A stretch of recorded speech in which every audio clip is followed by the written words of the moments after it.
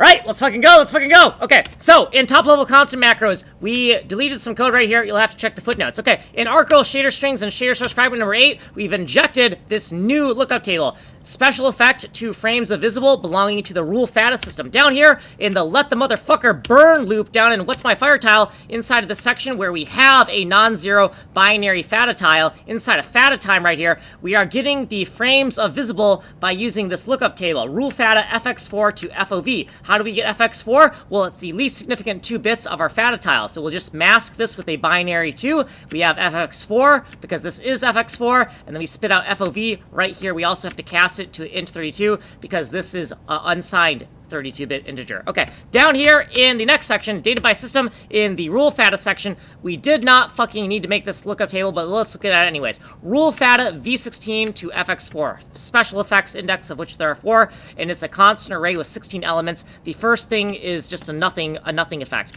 First 3 things are spark pins, the next 4 things are lasers, the next 4 things after that are Jax bombs, the next 4 things are box bombs. Jax bombs and box bombs both emit a flame effect, which is indexed at 3. Then in ArtGirl, in our preprocessor right here, we have added to our lookup table of arrays the rule Fada to fx4 frames of visible so that our shader can use it. In the lookup table of names, we have added the same exact name that it exists on the CPU side. So the GPU side code is going to use the exact same name as the CPU side code. In the lookup table of tokens in here, we have the injection site token for this lookup table. Our preprocessor is going to look for this string and inject this lookup table into the shader. Okay, lookup table max index has been increased from 41 to 42 because we've added another table to our lookup tables. And then in BombSimp tick right here, we have fx4 and FOD, new variables right here. And then down here in our loop where we're looping through every single room, every single tile,